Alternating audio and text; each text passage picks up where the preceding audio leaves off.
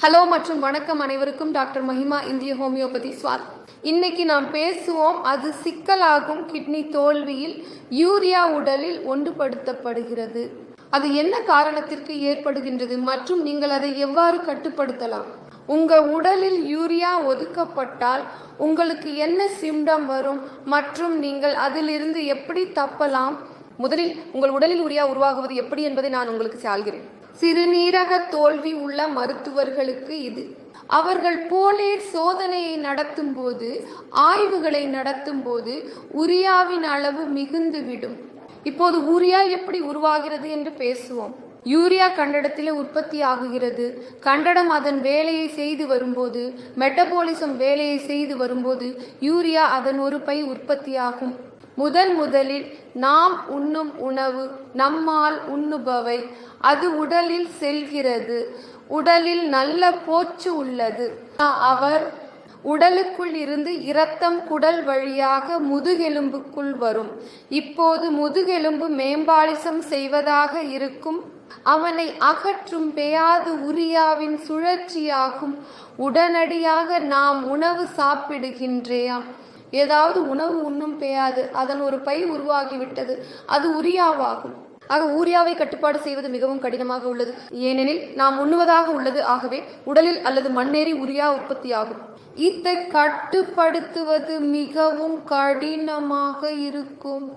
ஆகவே இப்போது பேசுவோம் என்ன அந்த புள்ளிகள் என்றால், நாம் யூரியா உருவாக்கப்படுவது என்பது யூரியா மட்டம், கிட்னி நோயாய் உள்ள நோயாளிகளின் மட்டம் அதிகரிக்கிறது. எப்படி கட்டுப்படுத்த முடியும்? முதல் வழி, உங்கள் உணவில் புரதச்சத்து அளவை குறைக்கும் ஒன்று. நீங்கள் புரதச்சத்து அளவை குறைக்கின்றால். இரண்டாவது வழி, நீங்கள் உண்ணும் கொழுப்பு மதிப்பை நீங்கள் குறைப்பது. நீங்கள் உண்ணும் கொழுப்பு அளவை குறைக்க வேண்டும்.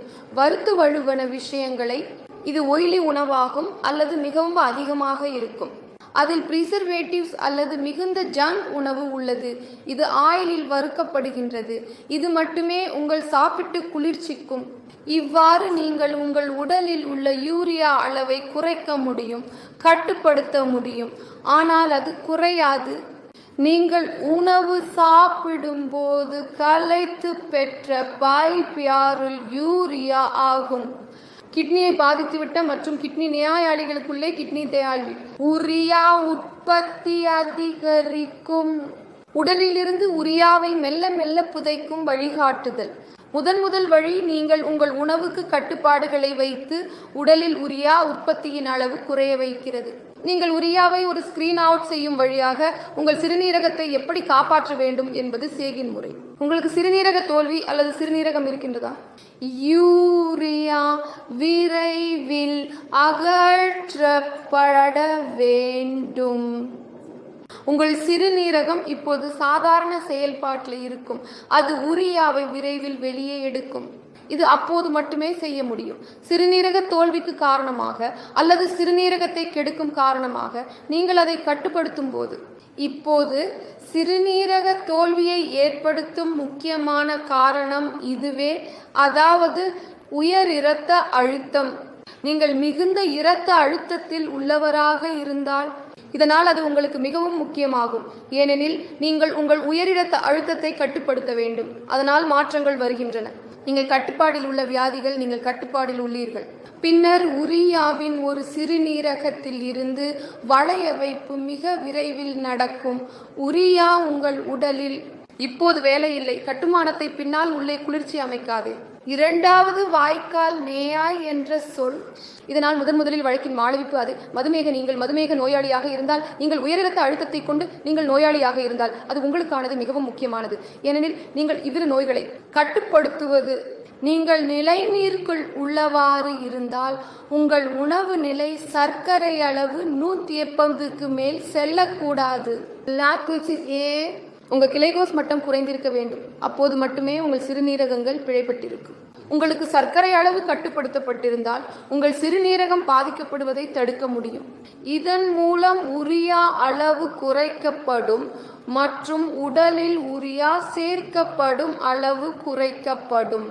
இப்போது பேசுவோம், ஒரு மனிதன் உடலில் யூரியா அளவு அதிகமாக இருந்தால் அவருக்கு என்ன அறிகுறிகள் ஏற்படும்? அவனுக்கு முதலில் ஏற்படும் அமைப்பு சிக்கல்களை அவன் கவனிக்க முடியாது. அதாவது அவனுக்கு குழப்பம் ஏற்படுகிறது. சிகிச்சை மேல் மிகுந்துவிட்ட குழப்பம், அதிக அழுக்காறு, மிகுந்துவிட்ட வேகத்தில் உடலால் சோர்வு உண்டாகும், மூச்சு இடைவேளையும் ஏற்படும். அவரது ஆர்வத்து மிகவும் குறைந்துவிடும், பசியே மிகவும் குறைந்துவிடும், அவரது வாழ்வில் மிகுந்த சோர்வு கிடைக்கும். மேலும் உங்கள் சிறுநீரின் நிறமும் மாறுபடும். இது நீங்கள் உடலில் உரிய அளவு அதிகமாக உள்ளதாக இருந்தால் இதை எவ்வாறு செய்ய வேண்டும் என்பதை காணுங்கள். இரு வழிமுறைகளை நான் உங்களுக்கு கூறியது. அது உங்கள் டயட்டில் மாற்றங்களை ஏற்படுத்துவது அல்லது உங்கள் கிட்னி நியாய் என்றுள்ளது. உங்களுக்கு தொலைவில் உள்ள குருதியை அழுத்துவதை கட்டுப்படுத்துங்கள். ஆகையால் இரண்டையும் நீங்கள் வாங்க முடியும். உங்கள் யூரியா அளவு அதிகரிக்கின்றதாயின் உங்களுக்கு உரிடவே கிட்னி நேயாய் உள்ளது என்று உண்மையில் உறிஞ்சால், அல்லது நீங்கள் கிட்னி நேயாயாளி என்கிறீர்கள். நீங்கள் என் மூலம் டாக்டர் மஹிமாவை ஆலோசிக்கலாம்.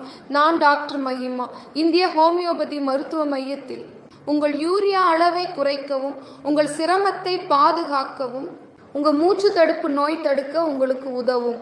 நன்றி.